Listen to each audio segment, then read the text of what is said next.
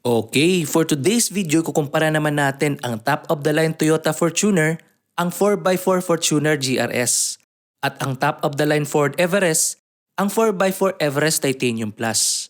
Simulan natin sa price. Mas mahal ang Fortuner GRS ng 120,000 pesos. Ito ang kanilang presyo. Difference number 2, color availability. Sa Fortuner GRS, two-tone white pearl lang. Sa Everest Titanium Plus naman, may bronze, orange, black, gray, aluminum metallic, at white pearl. Difference number 3, dimension. Sa length, mas mahaba ang Everest ng 119mm. Sa width, mas malapad ang Everest ng 68mm. Sa height, mas mataas pa rin ang Everest ng 7mm. At sa ground clearance, mas mataas naman ang Fortuner ng 13mm. Difference number 4, engine. Sa Fortuner, naka 2.8 liter turbo engine na kayang mag-produce ng maximum power na 204 PS at may maximum torque na 500 Nm. Sa Everest naman, naka 2.0 liter engine pero naka dual or bi-turbo. Kaya naman kayang mag-produce ng maximum power na 210 PS at may maximum torque na 500 Nm. Difference number 5, tires and wheels. Sa Fortuner, 265, 60, R18. Sa Everest naman, 255, 55, R20. Pagdating sa mags, sa Fortuner, naka-smoke chrome alloy wheel. Sa Everest naman, two-tone alloy wheel. Pagdating sa spare tire, sa Fortuner, same size, same mags spare tire. Sa Everest naman, 17-inch steel wheel. Difference number 6, suspension. Ang Fortuner at Everest ay parehong naka-double wishbone sa front wheel. Pero sa rear wheel, sa Fortuner, naka-multi-link suspension. Sa Everest naman, naka-watt linkage. Difference number 7, front features. Ito sa Fortuner GRS, may Toyota logo at may GRS badge. May red metal bash plate, all black ang grille, all black ang front diffuser, naka-split LEDs headlamps, naka-LED din sa turn signal lights, DRL at fog lamps. Ito naman sa Everest Titanium Plus, may Ford logo, black and chrome combination ang grille, black and silver sa front diffuser, naka-matrix LEDs headlamps, naka-LED din sa turn signal lights, DRL at fog lamps.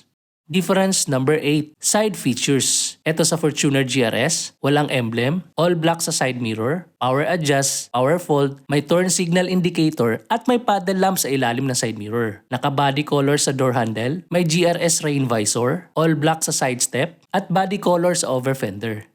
Ito naman sa Everest Titanium Plus, may bi-turbo emblem, naka-chrome sa side mirror, power adjust, power fold, may turn signal indicator at may paddle lamp sa ilalim ng side mirror. Naka-chrome sa door handle, walang installed na rain visor, black and silver line sa side step, at body color din sa over fender. Difference number 9, top features. Parehong fin type ang antena, parehong may roof rail, pero ang Everest Titanium Plus may panoramic roof na wala sa Fortuner GRS. Difference number 10, rear features. Ito sa Fortuner GRS, may body color Fortuner emboss, may Toyota logo at GRS badge, naka-all black sa rear diffuser, naka-LED sa stoplight at turn signal lights pero naka-halogen lang sa reverse light. Ito naman sa Everest Titanium Plus, may chrome Everest emboss, may Ford logo at 4x4 emblem, naka-blackout din sa rear diffuser, naka-LED sa stoplight at reverse light pero naka-halogen lang sa turn signal lights. Difference number 11, fob key. Ito sa Fortuner GRS, ito naman sa Everest Titanium Plus. Parehong walang remote start sa fob key pero ang Everest pwede mong i-start ang engine gamit ang Ford application sa smartphone. Difference number 12, seat features. Sa seat material sa Fortuner, naka-leather na may suede material sa middle part. Sa Everest naman, naka-leather lahat. Parehong may 8-way power adjust para sa driver at front passenger. Parehong 60-40 manual fold sa second row. At parehong 50-50 fold sa third row. Pero sa Everest, naka-power adjust pagdating sa third row. Sa Fortuner, manual adjust lang. Difference number 13, compartment box. Sa Fortuner, may isang glove box na pwedeng ilock at isang cool box. Sa Everest naman, may isang glove box na pwedeng ilock at isang small box pero walang cooler. Difference number 14, meter cluster. Ito sa Fortuner, analog na may 4-inch digital display. Ito naman sa Everest, 12-inch display. Difference number 15, steering wheel. Sa Fortuner, naka-leather wrap na may GR badge. Sa Everest naman, naka-leather wrap din. Parehong may tilt at telescopic adjustment, pero may paddle shifter sa Fortuner na wala sa Everest.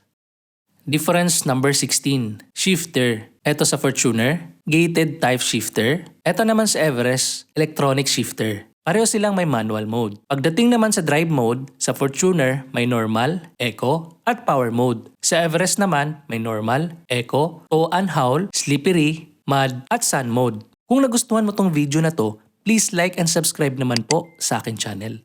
Difference number 17, parking brake. Sa Fortuner naka-manual parking brake. Sa Everest naman, naka-electronic parking brake. Difference number 18, infotainment. Sa Fortuner, naka 8-inch landscape. Sa Everest naman, naka 12-inch portrait. Parehong may Apple CarPlay at Android Auto. Pero naka wireless connection sa Everest. Pagdating sa speaker sa Fortuner, may 9 JBL speakers. Sa Everest naman, may 8 speakers. Difference number 19, ambient light. Sa Everest lang meron ito. Difference number 20, camera. Ang Fortuner at Everest, parehong may 360 camera. Pero ang Everest may dirt washer sa front camera. Difference number 21, parking sensor. Sa front sa Fortuner, may 2. Sa Everest, may 6. Sa likod sa Fortuner, may 5. At sa Everest naman, may 4. Difference number 22, power connection. Sa USB sa front sa Fortuner, may 1. Sa Everest, may 2. Sa second row sa Fortuner, may 2. Sa Everest, may 2 din. At pareho naman silang walang USB sa third row. Sa 12-volt socket sa front sa Fortuner, may 1. Sa Everest, may 1 din sa center armrest. At pareho silang walang 12-volt socket sa second row. At sa third row, wala sa Fortuner at may 1 sa Everest. Pagdating naman sa 230-volt outlet, sa Everest lang meron ito. Available ito sa second row. Difference number 23, grab handle. Sa top handle sa Fortuner, may 4. Sa Everest, may 2 lang. Sa A-pillar sa front, pareho silang merong tigi-1 sa side. Pero sa second row pillar, walang handle sa Fortuner. At may tigi-1 naman sa Everest. Difference number 24, tire pressure monitoring. Sa Everest lang meron ito. Difference number 25, auto parking. Sa Everest lang din meron ito. Difference number 26, safety features. Pareho silang may blind spot monitoring, pareho silang may rear cross traffic alert, parehong may hill start assist, parehong may hill descent control, parehong may pre-collision warning at auto braking, at parehong may adaptive cruise control. Pero sa Everest may auto high beam, post-impact braking, evasive steer assist, at reverse brake assist na wala sa Fortuner.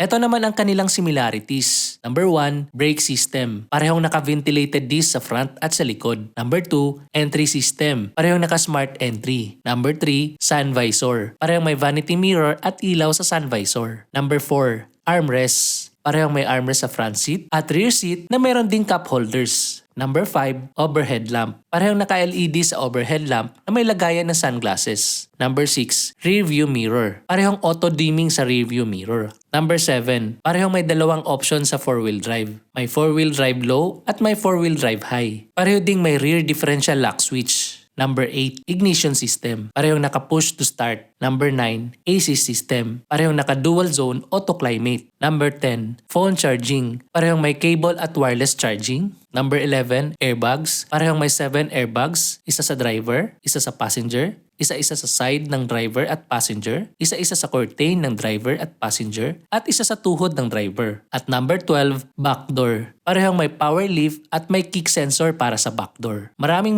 salamat po sa panonood. Please subscribe po sa akin channel.